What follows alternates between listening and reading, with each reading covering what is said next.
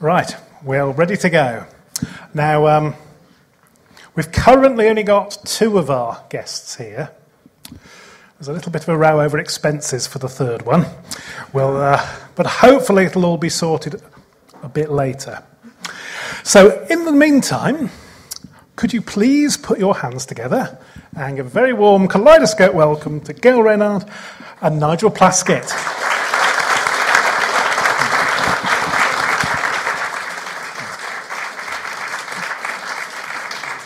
And it's wonderful to see you both, it has to be said. It's been probably about a year since I saw you last, Gail, and maybe a year and a half, 2 years, Nigel. 2 years. It is wonderful for you to come back to Kaleidoscope again. Thank you very much indeed. We haven't been able to find our way out of the ring road yet. This has been said many times before, people who come to Stourbridge. But you came by train last time, you see, so you didn't have that experience. Anyway, it is lovely to see you both again. And I was just chatting to you generally earlier about work, because you're both as busy as always, aren't you, really? Well, yeah. I've just finished doing a pilot programme for the Jim Henson Company and the BBC, which is a Saturday night evening show with a light entertainment thing. It's going to be a game show with puppets. Has a little bit of a feel of the Muppet Show about it, and if that goes, that'll happen sometime in the near future. Interestingly, we shot it at Elstree, at what was ATV Elstree. And it was in the same studio that they shot the Muppet Show.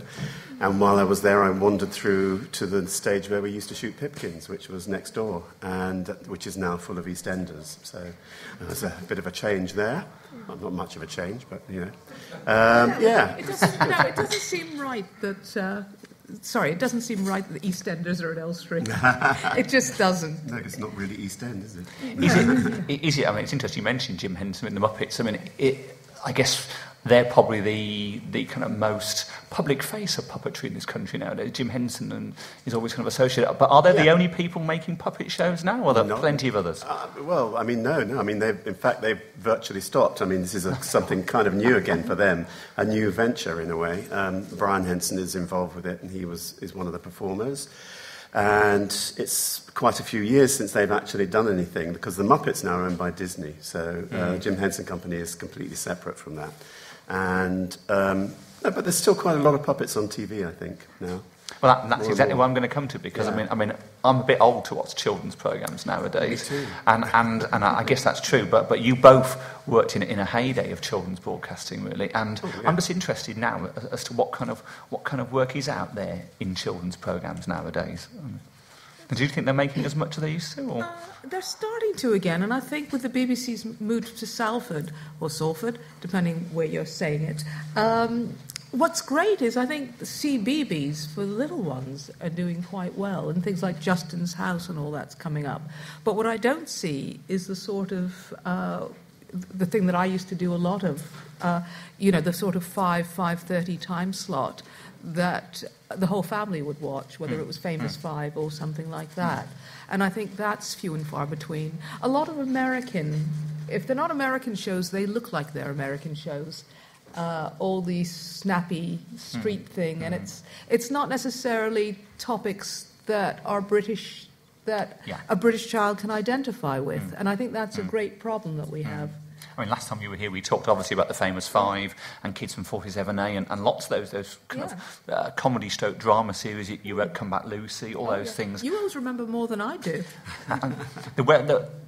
Where would you say that the writing work is nowadays? Are you writing comics now? Are you writing novels? No. I mean, I still do television. I mean, I also have always done adult television as well. But I've been also going through my stage writing. I've just finished writing a comedy stage play. Any of you have money for producing, see me after. No laughter, just money. And also, which I've written a book about my teenage experiences with John Lennon called Give Me a Chance, and I heartily recommend it. I would. And I've been spending a lot of time with that, which is very nice, doing various shows and talks about John Lennon and the Beatles. Do you find that's bigger in America than it is over here? There is here too. I just got back from doing the Liverpool Beatles convention, and unless you've been, it's once a year, thousands of people come from all over the world. And It's quite astounding. So, but now I'm going to be getting back because I'm starting. There's a new telly thing I want to write. So it's a prolific time. A prolific time, I hope. And I think last time we saw you, Nigel, I think you were doing Chitty Chitty Bang Bang at the stage, I think, at the time. No, it wasn't a Chitty Chitty Bang Bang, it was Avenue Q. Oh, sorry, one. Avenue Q, which I thought is... it was a mousetrap. I did Avenue Q for 7 years now. I've been doing it, and it's just kind of finally come to an end just recently. Haven't been performing in it. I was kind of as a director's role in that. And also Peppa Pig, the stage show of Peppa Pig, which I've just been doing, which is now taking a break, but is coming back at Christmas in London and then on tour again probably next year. Wow. Now, obviously, we're here, I suppose, with a bit of a focus on ATV today, and you mentioned the Muppets and Pipkins earlier. Yeah. Obviously, you both worked on Pipkins together. Had you worked together before? No. Before that? That was the first time you came together. I've never seen this man before in my life. No, we worked together for, what, 9 years, pretty much 9 Well, we years. still talk about doing something together. Yeah, we do, yeah, and we are. Sorry, a little more enthusiasm. Yes, we are. We are actually kind of looking into doing a project together maybe in the near future. So a lot of writers say that they don't get the chance to even meet the performers nowadays, or actually go on stage, because but obviously in your day there was that opportunity, obviously, for writers to get to know. When you say in my day, Yes. No. I mean, there's ATV. I mean, Yeah. in those Absolutely. days, yes, I think it's probably better to say. Yeah, we did. Because we were working together for 9 years, we did used to socialise, and we did get together, and so we had the opportunity, which you don't often do these days, because you get one series, maybe two if the commissioning editor hasn't moved on, and then it's out. So very rarely do you get this long chunk. Is it different? Well, obviously, you're used to writing for actors who act parts. Is it different writing for puppets in that sense of it? Not at all, because you're writing for a character. And Hartley Hare is one of the great, he's paid me to say this. Hartley Hare is one of the great characters. It's the same way I've written for Disney.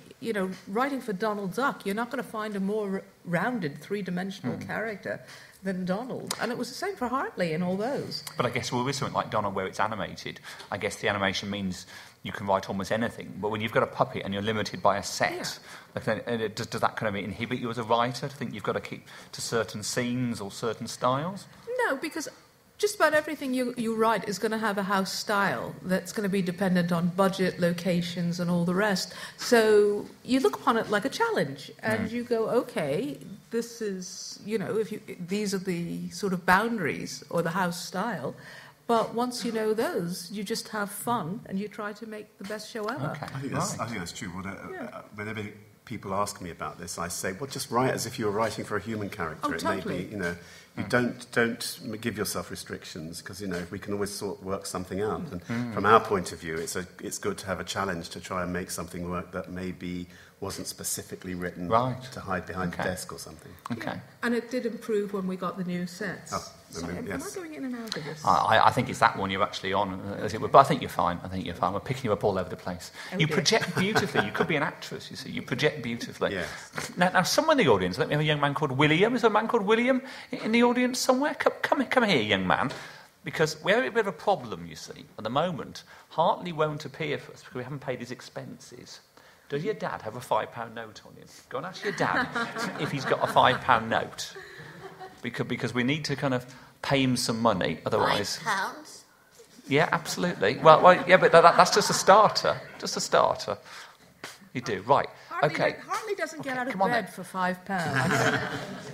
Yeah, but I know his dad's not very rich, you see, so no And he's a whole lot poorer now, by about Will five. Hartley accept that on account, and we can pay him £100 afterwards? Is that okay? Only on account that he's going to get the rest later. Absolutely, yeah. Another £95 You heard that, from Bob afterwards. That's fine, okay. If that's okay, you can go and talk to Hartley and make sure he's happy with that video. All right. Hello. Yeah. Hello. What's your name? Hello, William. You shake my hand. Oh, thank you very much. Okay. Have you got the money, Gail? Yes. Good. Don't worry, Okay, Mark. fine. That's all right. The money. Half each? Thank you, Yes. William. Thank you for your help. Without the £5, he wouldn't have come William. out, he wouldn't, you see. So it's very very good. important. Thank you, William. That's great. Would you hold that for Hartley, please? You can. Cheers. You can. That's I'll good. see you later. We'll have our picture taken. Okay. All right? Yeah, okay, good. That's the quietest William's ever been, I tell you. You have to take him home now. You'll go to, otherwise, I'll come and find you later on. That's good. I will. I'll come and find you later on. There you go. Okay. Good. Okay. Okay. Bye. Bye. Can I just say hello to Hartley? Because No. Thank you, William. Thank you, William. Now, Hello. Mr. Hare, it Yes. is lovely to see you again. Thank you very much for coming and see us. Last time I talked to you, you were just auditioning for the stage part in Watership Down. Oh, yes. And obviously, there was a slight problem because they were doing rabbits and you were Hare. So Yes, it that's wasn't- right, yes. So have you been up to anything since then? Did you get that part in the end? Or? I've been in that black box down there. In a black box. You mean you Yes. got buried in the ground? Yes, well, no, I was in the cupboard. That's not true. No, that's not true. I've got some DVDs that have been released. Have Really? you seen the DVDs? Is that the Pipkins release? that we That's saw? right, yes, the Pipkins DVDs. I think that was... Well, maybe they were already released when I last saw you. I don't know. I think there probably has been another one that's been released. Oh, really? Since we Did you probably buy last it? saw you. Yes, I did. Oh, good, that's good. You bought it again. Absolutely. Good. And I think you even made a new episode in there called 21st Century You're Pipkins, right, I didn't did. you? I emerged again to do a 21st Century Pipkins. Is this how you're going to make your money now, through personal appearances at events like ours? I think that's a very personal thing to ask me. Do you mind? Well, yes, but You'll have to speak to the tortoise. I think... He deals with the money. You see, I take my cultural influence from Jeremy Paxman, you see. I don't care ask what you awkward take from Jeremy questions, you know. Paxman. You can ask me till you look blue in the face. Okay, well, I can ask you 27 times. He taught me that trick, you see. Oh, That's well, what he go wants on to then. see instead. But that's fine. You're looking very good, I must confess. Thank you, so are you. Okay, have you had some kind of cosmetic surgery on your I fur beg your coat? pardon. You know, because... Never, no. Because you're looking very good for your age. I mean, if Uncle Mark... I think he's actually... come take a photograph, Uncle Mark. We looked at some well, footage of you earlier, and you yes. actually look younger now than you did probably in 1976. Well, so- I'll tell you my tip. Okay. Comfort in the last wash. Fantastic. That's brilliant. Yeah. It is great. Smells nice too. No, you look wonderful. So now I've got the three of you together. You can Oh, tell yes. me what it was like making Pipkins. First of all, was she a good writer? Fabulous. She That's paid not me what- to say that. that's not what he says to me normally. Oh, yes. No, she was fabulous. Okay. All of them were very good. 3 writers we had. Three wonderful writers. Yeah. And we're all still friends, so that says a lot too. Yes. But surely, writing so many episodes over so many years, didn't you kind of ever feel the need to run out of an idea? I mean, wasn't, because, children, there's only so much you can do with children, surely. I think I wrote 90 or 100 Pipkins. They were all the same. No. But I really did. No, I could sit down tomorrow and write you 10. It's a good fun thing to That's do. a deal. You can write a new one for us. That's a deal. That'd be Yeah. wonderful. Yes, we'll do it. What's really great is, as you notice, because William did it, and so am I, we speak to Hartley. Absolutely. Because, Hartley and I have lunch a lot, and Nigel sometimes comes too. And Just a hanger-on. yeah, but it is funny that I'll tend to address, and I'm really glad to see Hartley, because I haven't seen you for a few months. No, I haven't seen you either. And he doesn't write, he doesn't call. No, she doesn't make me chicken soup. But I have got... the tortoise couldn't be with us this afternoon. So tell us about the gang, Hartley. Where are the gang now? What are they all doing? The gang? Well, Topov, rather unpleasantly, was in that box with me just now. Do you want to see him? So we might actually talk to Top Off in a few minutes. Well, you and that can't could be do good. that, because he can't speak back. Oh, I see. Oh, right. But we could... He's a bit stuffed at the moment, as they say. Well... It's very sad, because Tortoise was implicated in the banking scandals. Yes. Sort It's of. true. Yeah. I've had to keep him at very low profile. Yeah. Fair enough, that's okay. That's okay. And the rest of the gang? Octavia, Mrs. Muddle? Ah, Mrs. Muddle. Mrs. Muddle. She's gone off and got another job on some soap. What, Daz, Purcell? Yes, that's her. It's very clean. She's made a clean sweep, and she's gone off to Coronation Street. Oh, right, okay. She calls herself Audrey something now, I think. Ah, well, perhaps one day you'll bring her with you and we can ask her herself. If about she was here what she's now, been doing. she would be so delighted to be with me. Oh, it's nice. It's funny because I was watching Sue Nichol doing, I happened to see a show that she was in. She hasn't changed a bit. No, she hasn't. She really hasn't. And I'd also forgot what a great singer she was. Oh, yes, she was. Yeah, probably still Like is. me. Well, I know the secret. It's comfort, I've been told. Oh, yes, Yes. that's right. It's Yes. clearly Sue is washing in comfort. Yes, It's keeping her absolutely. young, which is Yes, fantastic. yes. That's good. And Pig? tell her. Pig? Pig? Pig. Almost lost that then. Pig. Yes. Well, Pig is decomposing a bit, I'm afraid. Pig's in for a renovation, I think, soon. You should have had him smoked. Actually, did anyone have the ham sandwich outside? They are. Absolutely. Well, I guess that is the problem with being an animal that people eat. Yeah. Whereas hares, people don't eat, do they, you see, Hartley? No. So you're fine. Well, they do. Yeah. I've heard I can be jugged. But no, it's all right. Too sensitive. I can take it. So talk me through filming an episode of Pipkins. How long did it take?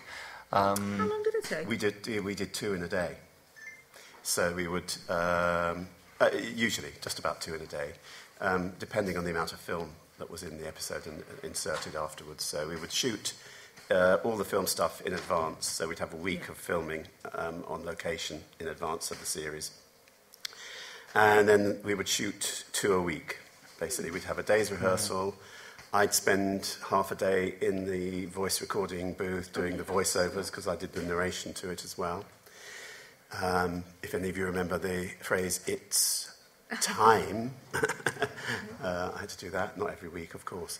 And then we would have a day and a half rehearsal, 2 days, about 2 days rehearsal, and then in the studio for a day. Obviously, there were some live actors in it, as you mentioned earlier, Yeah. like Sue Nichols, etc. I mean, they must have found it quite hard trying to react against puppets, I'd have thought. Sue had a ball. She particularly did have a ball, and she still does whenever we talk about Hartley. She sends Hartley messages all the time. She's quite mad. And no, she had a ball doing it, and she says it was one of her most favourite jobs. Yeah. Was it filmed around the Elstree area, or did they actually come to Birmingham and do some of the stuff in Birmingham? No, we shot entirely in Elstree because of the budget. Although we did go to the Bethnal Green Children's Museum. Yes, and we went to Southend. We did actually do... Which we was, did go away which was one at places. Southend? We went on the pier. I can't remember what it was. Yeah. But I just remember going on the train on the pier. So we did get out of the area, but it was never really specifically meant to be a Midlands-based show. I never It was thought kind of Midlands. no, at all. it was kind of supposed to be somewhere in England. You know, it was never really so that all the kids around the whole country could identify with it. Really, so that's hence Hartley's definitely not a Midlands character. Yeah. The pig was. Absolutely. Topov wasn't. Tortoise was East End. East End, a bit like that. A little bit of this, a bit of that. So they had a little bit of everything there, really.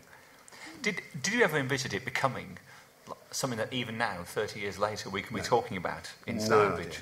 No. I mean, did we ever think, because it was one of our first jobs, that, all those years ago, that we'd be sitting here? No, Not at all. It's great. One of the interesting things is that now, people who are doing shows now, and indeed for this show as well, there's the internet, and everybody, there's immediate response to shows that are being produced now. Well, we had none of that. We barely ever saw a letter, even if there were letters coming in. Occasionally we would see one. But they wouldn't have shown us. No, they wouldn't have shown us. It just would never have come through to us. No, and so also, we made it in a vacuum in a way, didn't we? Yeah, and also, if you remember, it was our producer wouldn't have shown us, but ATV was a huge studio setup, and there's a publicity department, and it would have gone to the PR department. And also, which was nice, everyone would be answered with a Pipkins photo. I've still got mine. I've got lots. I've come She across. used to write in all the time.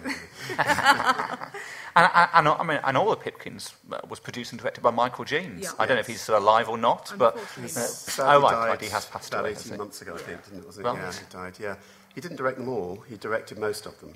Well, I thought he'd done them all. Because It's interesting. occasionally he would step that down, but only very rarely did he that's right. step down. And they had a few people that stepped in and directed. And did that help having the same person in charge all the way through? Absolutely, yeah. We were a really tight-knit team, very small, 10 of us at the most, including all the production team, so... Because it could have all finished when Inigo Pipkin, I guess, finished, when the man, Yes. George Woodbridge, I think, who died. Yes, in the middle of Series 2. Yeah, did they think about just cancelling it then and No, stopping it? it wasn't ever considered. I think immediately, I don't know, Michael may have had some fights to keep it going, but he immediately said, no, what we'll do is we'll just go on and we'll change the format slightly. Because also remember that television has changed so much, because in those days it was the ITV franchise system. So ATV had a certain amount of quota hours a year. as did Thames and did the others. So that was ATV's slot. That was a permanent slot for the year. So it was theirs. Yeah. You know, Yeah. and also they didn't have to check every moment with committees about, can we change this, can we do that?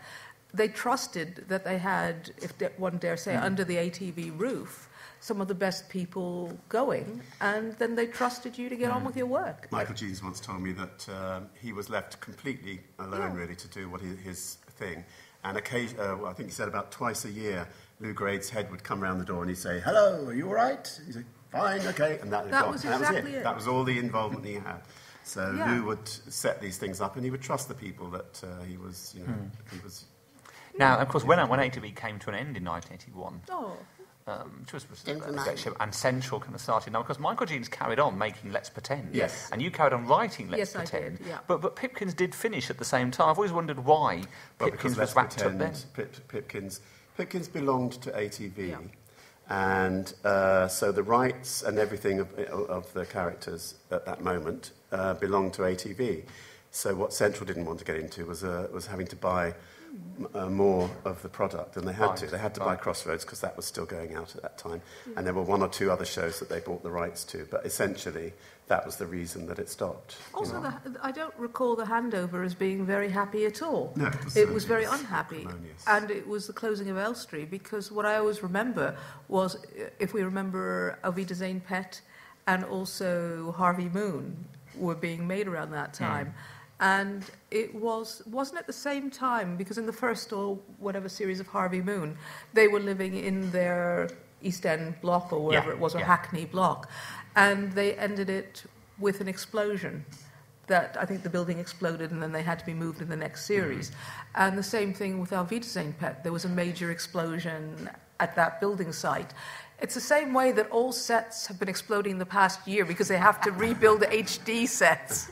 So, you know, the Corey Viaduct wasn't a storyline. It was a way of writing off the sets, you know. And so everyone's done that. And you'll notice we were lucky, we escaped. I haven't been written off, no. No. True. But they, you know, sort of all the ATV series self-destructed because those that remained moved. Very few.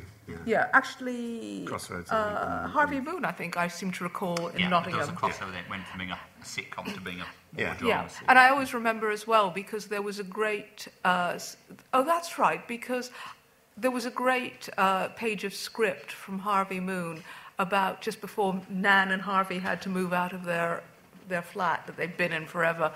And it was, "I don't want to go, Harvey. I don't want to go to wherever it was. I think it was a Newtown or something, and see all those strange people." And someone had put it up on the ATV notice board, and it crossed out, and it was just, "I don't want to go to Nottingham. I don't want to." And I think that's the way everyone felt. You had a great studio. You had some of the greatest, you know, crews and staff in the world, and they were grazing it to the ground to start again. You know, somewhere in Nottingham. Obviously, after Pipkins had started, we had things like the Muppet Show come along and Spitting Image as well, both of which you worked on, Nigel. Yeah. I mean, was that partly because people saw the skill of puppeteers in shows like the Pipkins and thought we can exploit that more for adult audiences as well, or was it more just a coincidence? I'd like to say yes, but I don't know that was. I think it was Jim's idea to do the Muppet Show, and he tried to sell it in the States, but couldn't get the funding, and came here, and Lord Grade was very keen to make it happen, so he basically gave him an open-ended budget to produce the Muppet Show. Yeah, I was going to say, I mean, 2 points about that, if I may, was one of the saddest things. I was at Lord Grade's memorial service, which was sad to begin with because he was a hero. And various ATV people paid tribute. And the Muppets, do you ever see what they did a special film for Lord Grade? Right. They did their own version of There's No Business Like Show Business, a very sad, slow version. And I'm going to cry because it was one bit. Everyone told us we would not go far, but then you came and made us stars. And they meant it. Yeah. But no, the Muppets was going when we were going. The Muppets started in 1975-ish, I think. Or 4 or 5. Yeah. And so we did actually benefit from them because they were using raised sets, whereas originally we were using sets on the floor.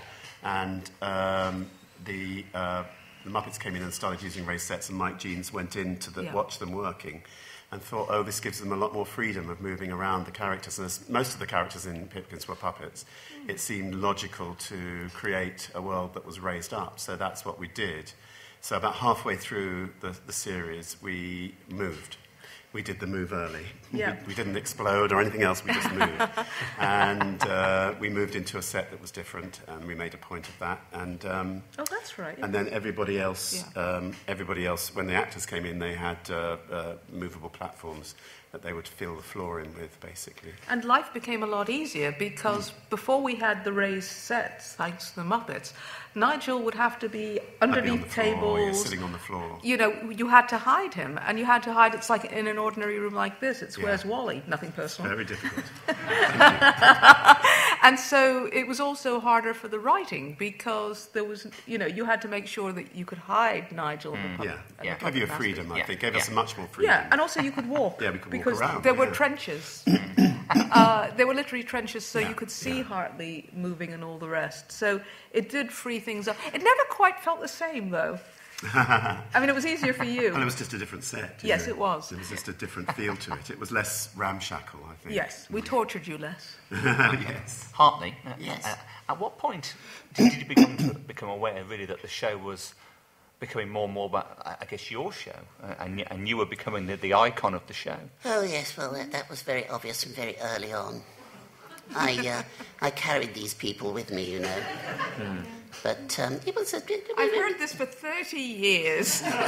Well, again, sweetheart. Okay. No, I was very... It was very obvious that there had to be a focus. Focus. But you didn't. I mean, it had to be said. I mean, you're not a puppet. You're a real rabbit. You're a real hare. Well, I'm real Aren't to you? You're a me, real I have hare. to say. You are absolutely real. I mean, even in later life, you started making appearances on other shows, like the Pig Attraction. Yes, the didn't Pig you, as well? Attraction. I did the Pig You know, Attraction. and doing your own pilots. Yes, as that's well. right. I did. Yes, I did a little thing for the DVDs. I did 40 years of the best television or something like that, best children's television. Yes, I've been around a bit, you know. Can I say Hartley is realer than a lot of actors I've worked with? And a lot more sincere as well. Well, that's true. So you're amazing. Yes, come on, it's time we met some of your friends. Let's have a look at who else you brought with you, Hartley, Top of in his your bit entourage. Stuffed, as I said. Do you want a spare arm? Oh. Actually, Can I help you at all? Do you want me to help you at all? well, what I'll do is I'll put him over here because he can't be... Sadly, he's deteriorating to a point where he's... Oh, he looks okay. I can't get up without knocking myself in here. Wave a little, probably, but not. Yeah, it's just the top, it's his head. It's because he's foam. Let me put it down here. Hi, Would you hold him for a second? oh, come here, Hart. I just don't know if I can... Let's bring him over a bit, that's better. No, he's deteriorating because he's foam. Talk us through how they're made, absolutely. Okay, well, the idea with the original puppets were that they should be made out of things he found around the house. Mr. Pipkin, who was the originator, would find a foam, made the pig completely out of foam. And this character, too, was made out of foam. He was supposed to be somebody's old jumper. I beg your pardon. He wasn't he Well, Michael hares Jean- can jump. He was. Yeah. That's true. But wasn't he Michael Jean's old cardigan? Oh, quite likely. Yeah. Quite likely. I wasn't there when he was that, so... Yeah, and that was the idea of the characters, is that they should all look slightly well-loved toys, you know. So everybody says, oh, but the puppets are always looking so shabby compared to Zippy and George. But in actual fact, they were designed that way to actually give children the feeling that they were kind of well-loved toys. So... Don't mention Zippy and George to me, please. I was gonna say that because we didn't. Rainbow and Pipkins were Yeah. opposite camps. They were. dear. Watch what you're saying when you use that word. dear. So Okay. it was you who leaked that sex tape of Rainbow, was it, Oh, on yeah. the internet? Yes, I did. Yes, absolutely. No, it was a Never mind. very different piece, really. Rainbow was a very different animal to Pipkins. Pipkins, I think, was the only piece of drama for 3 to 5-year-olds I think I've ever seen on TV. I don't think there's ever been anything like it quite since for that age group. And what was great was they were a family. And it was a different family, Yes. but so are most families. I wouldn't say I was related to that, would you? Was there an educational advisor then, Speak Gail? to me, speak. Oh dear. If we might have had, we did have an education advisor. Yeah, but to be very honest, the writers knew what we were doing. We knew the They boundaries. ignored him, is what she's saying. No, there were certain things. The main rule is never show a child what not to do. You wouldn't have a close-up saying, "Don't stick your finger in the electrical socket," because you'd have a nation of children going to, Yeah. So it's don't show them what not to do, and also keep within their vocabulary. Well, not even so much their vocabulary, because Hartley's got a very large one. I beg your pardon. Well, I think this conversation is going in the completely opposite direction. See, this is the sort of thing we couldn't do. Well, we did on the children's show. I think you did quite a few double entendres at time, actually, for the adults' benefit, not the kids. What? Surely not. To be honest, I was watching one or two back before I came here, and I thought, my God, one of them was close to porn. I hadn't noticed that, I must confess. I did say that every so often I would add a little something on the end of a scene, like a comment Yes. or something. Normally just meant for the crew to make them laugh, and which is not. But sometimes Michael left them in because he liked it so much, and you can tell that because there's usually a gap before the scene ends, and then I'll say something, and then if the scene ends, it does. I've seen them on some of the DVDs. You mentioned a very interesting subject there as well, because I guess one reason why Pipkins has a new legion of fans is because it's out on DVD now. Yeah. And that is something that I suppose is unusual in itself, because ATV destroyed so much of their episodes. But fortunately, people like yourself, Nigel, actually kept some, didn't you? Yeah, well, I was a big Gadget fan. Oh, yes. And so I had a recorder from virtually the time they were starting, which was mid-70s. And so certainly from about mid-70s onwards, I was recording a lot of the shows. I wasn't sure what I was going to do with them, but I just kept them on tape, And they sat in the cupboard for years until Network approached me to put them on the DVDs. Well, I keep hoping that some more will come out. I mean, Well, they have a plan. speak to Network, write to Network, Absolutely, tell them, and they'll bring, because I've got more still on disc, one of which you're going to see later on. Yes, yeah. Because I was telling Nigel on the way up, because I just gave the first Pipkins DVD to my friend's 2-year-old, and she put it on right away. And we sat there, and within 2 minutes, she just clapped her hands and went, "Very funny!" And you thought, it's still... but she did think he was a bunny, and I had to explain. Yeah. Well, even I've nearly made that mistake today, Yes. that he's a hare, Yeah. Thank you. as opposed to being a rabbit, And that's Yeah, become... but, Don't it's not... mention that in my presence. But, I did wonder how she'd react to it. And the answer is, took to it like a hare, the hare's like water. Probably. Like a hare to gin, More in this gin, case. yes. Have you managed to share your fame with somebody, Hartley? Have you found a partner in your travels? Just this. This monkey. Oh. Speak to me, Topov. Speak. No, as usual. No.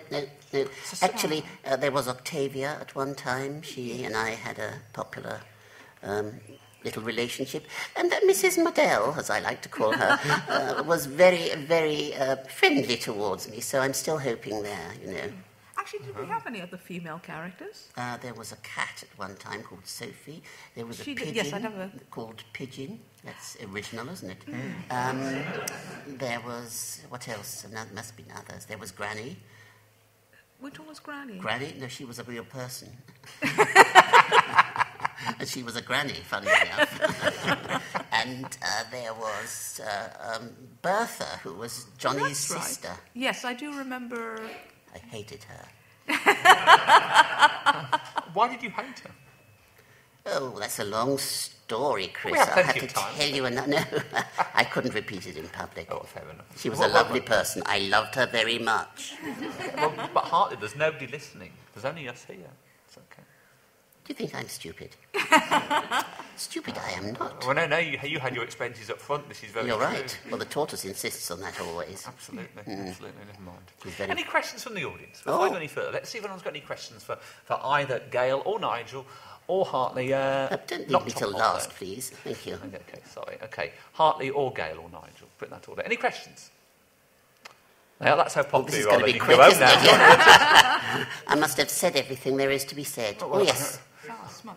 As you know, Gail, I'm literally just finishing a book this morning.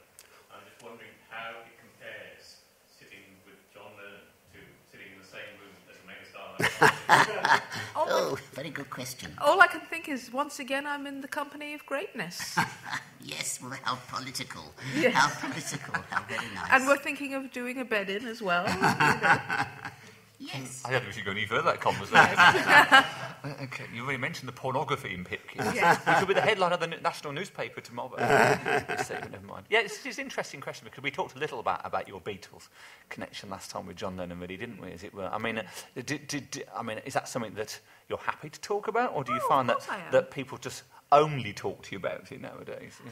I'm happy to talk. I'm always just happy when people talk to me. You know, so. I saw the lyrics that Gail had written on this piece of paper, which she used to have on her, we were talking about this on the way out, which she used to have on the wall in her house until she realised how valuable they were. Then they went elsewhere. Yes, because I realised they were very valuable, because they grew more so, because you didn't have pop or rock memorabilia. It only started around 1985, and I was getting nervous, and so I took them off the wall to put them somewhere safe. I put them underneath my bed, and they stayed there for many years. But no, you remember them. I do remember them on the wall, yeah. I mean, as somebody who collects antiques, which is more glass antique, glass antiques I collect normally, it is fascinating how sometimes people don't realise the value of what they have in their houses. Oh, I mean, totally. you know, and they think that it's worthless or whatever, you know, Totally. until someone comes along. I was going to explain. Sorry, John Lennon had given me his original handwritten lyrics to give peace a chance. And it was on a large, because it was a sing-along, and it was lovely. And he said, take it, it'll be worth something one day. And he never lied to me yet. Absolutely. My mother kept wanting to throw it away because she thought it was, she said it's rubbish, you know.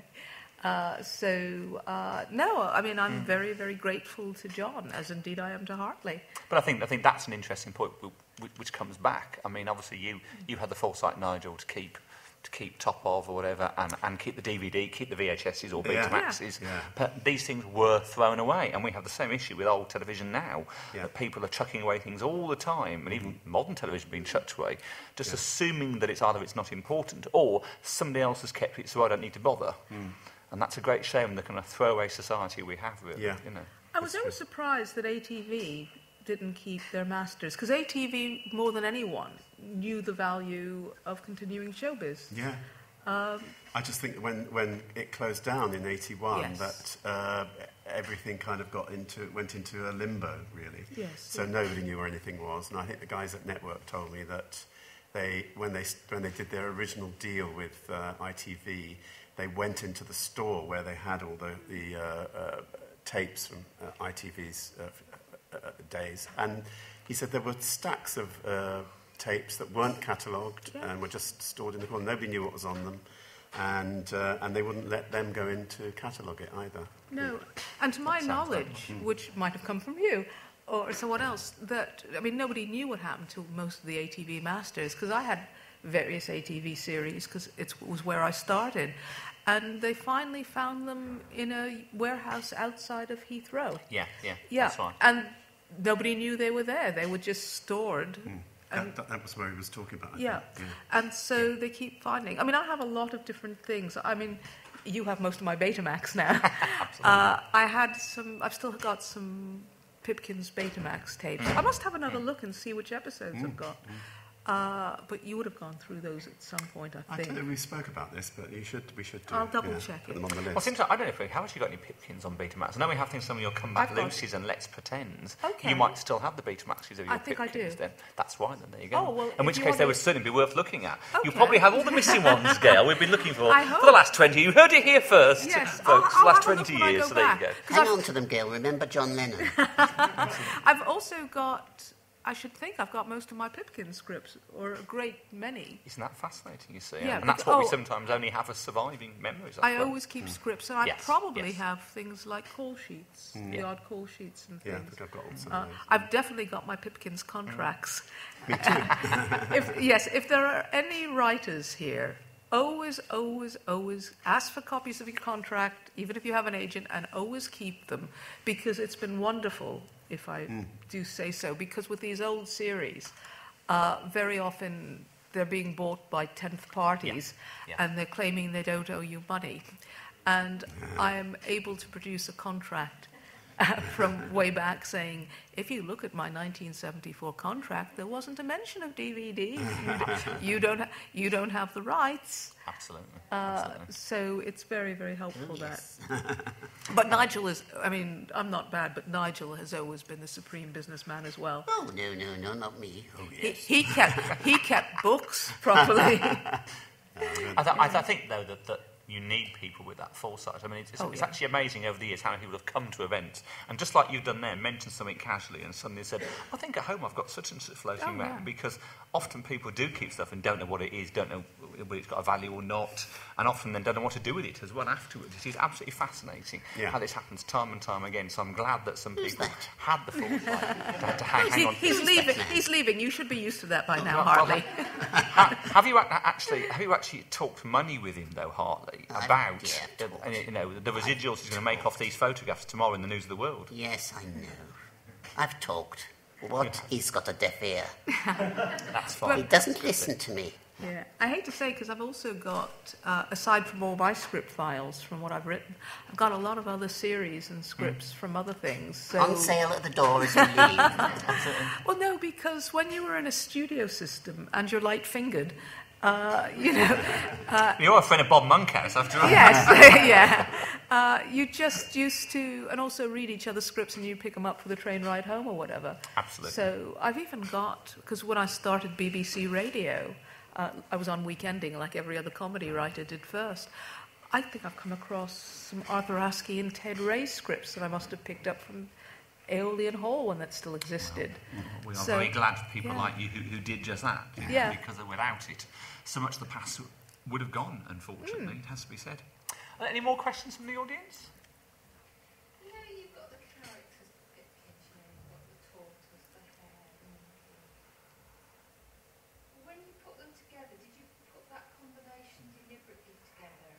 Or why that particular combination? You said it was the shabby old toys. Now, I can remember having a hare as a child, but I can never remember having a pig or a tortoise. Is there a particular reason for those? Interesting question. Probably for their characteristics, because pig could be greedy. Block Top Off's ears, because I'm going to say something. Top Off was our resident idiot. Top Off would never understand anything, and he was the lowest. He was the child. I was going to say lowest common denominator, but he was the child. So if we would say something, or it'd be a new theory, or something that something needed explaining. Yeah, it would always be, you'll notice it's Top Off who says, I don't understand Hartley, or, However, I knew everything, so that was all right. So I think it was looking, Clever as a hen. it's a good question, but I think it's, Octavia, the ostrich, was vain. But the interesting thing is, at least from my point of view, it'll be interesting to hear from the audience's point of view, whenever we introduce new characters, which is why I don't remember, they never worked, Sophie the cat means nothing to me. No. They survive. They nearly always survive very briefly. Yeah, because we had a very good setup with the 5 or 6 characters that we had. And we used to fight about which characters, because we could only have so many puppeteers per show. Nigel, thank God, was always there, and you were Hartley and Tortoise, and who else? And Mooney the Badger, and of course. the voiceover, and Uncle Hare, and Angus McHare, and they got their money's worth. Whereas, Pig was one actor, Top Off was another, and we could rarely afford both at once. Yeah. So, we would see who had the Pig ideas, and you went through stages, I can confess this now. You would have favourite puppets and also favourite puppeteers, I hate to say. I'm very pleased to hear you say that, Gail, because I think I know who you're going to say. No, go on. No, as wonderful as everyone was, there were some that you went, why don't you have them this week? So we used to, it was very nice, because there were always 3 writers, and... Sorry. The last mate. Don't encourage him. I'm sorry. Usually there are rabbit ears behind you in a photo. I have Hartley.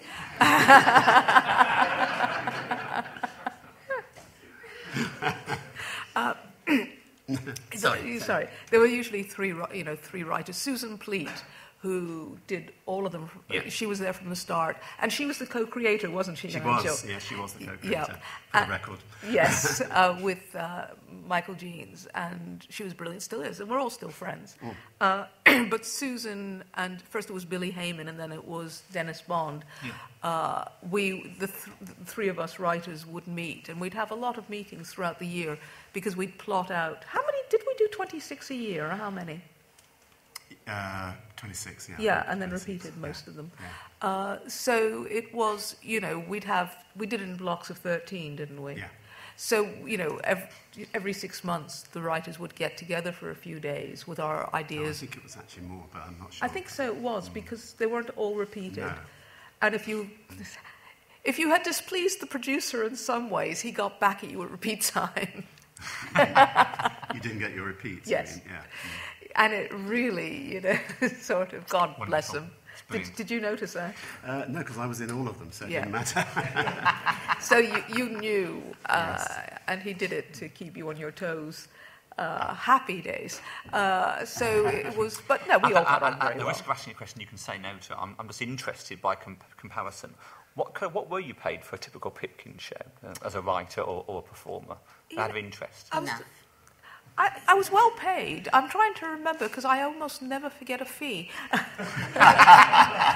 I would have to look it up. I'm just interested as to whether or not it, comparative to today, Well- you feel today they pay you less or pay you more. Probably better. I don't know. I think, I remember at the time, it's very difficult because obviously everything was worth, Yeah. the Absolutely. values were different. I was working in the theatre when I started Pipkins, and I was being paid, but what they offered me on Pipkins was twice what they were paying me in the theatre. Oh, yeah. And then twice again because we were doing 2 shows a week. So Right. you can imagine I was earning 4 times Yeah. what I was earning in the theatre. Yeah. It's as easy. Let's leave it at that, shall we? I'm interested So a because lot, it is yeah, true. it There's a was- lot more money in Yeah. television, I think. There was a lot There more. was. 20, 30 years ago. Also, you had your rate, your studio rate, if you were at BBC or ATV or whatever.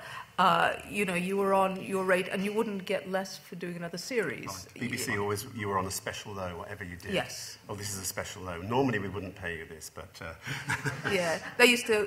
The old joke, which all the comics used, was there was a BBC tartan, very small checks. But with ATV, so no, we were very well Yeah, paid. well paid. Plus, those were the days before digital that you were guaranteed at least one what was called terrestrial repeat on the network, and then you got 100% of your fee again. And overseas, I mean, there's still now we get digital overseas sales. Yes, You're paid differently. But no, we were very, very well paid. So, in actual fact, Hartley, I imagine your borough or whatever must have been an extremely well elaborate place to live. Lavish. Lavish is the word. I was very sumptuous is another word I use. No, it's just a hole in the ground, actually. But it was home to me. But now that explains why you look so good for your age, though, because thank clearly you. you've had lots of cosmetic surgery on the teeth and Who is and this? hair Who is transplants, this man? all the rest Who is of it. this man? Cosmetic surgery on my teeth?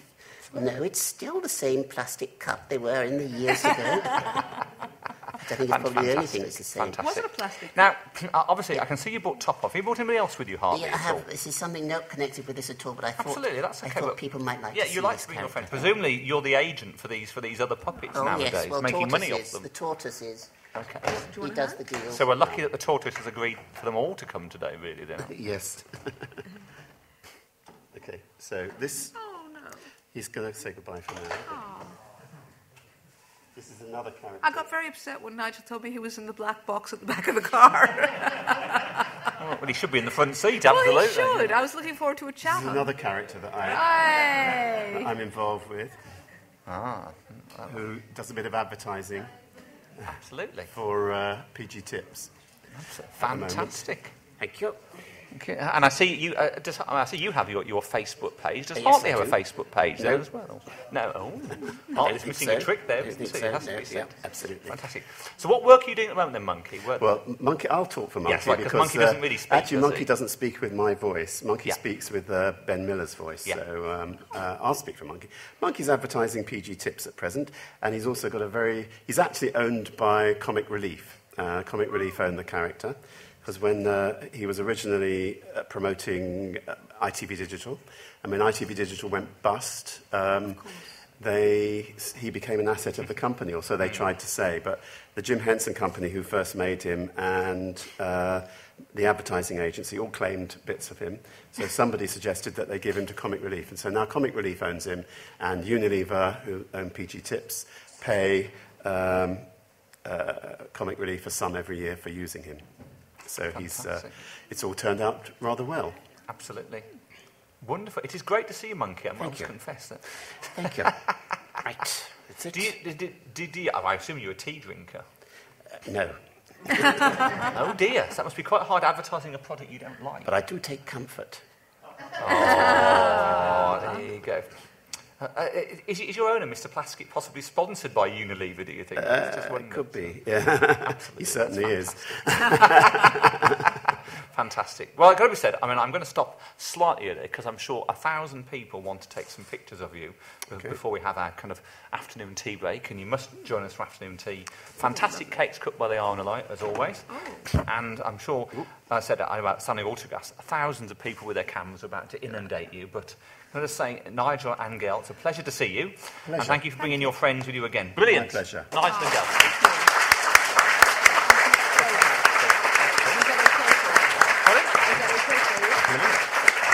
I love you, Gail. So feel free to come and take pictures. And our latest book is for sale. And maybe Rex is here somewhere to sign it. I'm not quite sure. Actually, that's quite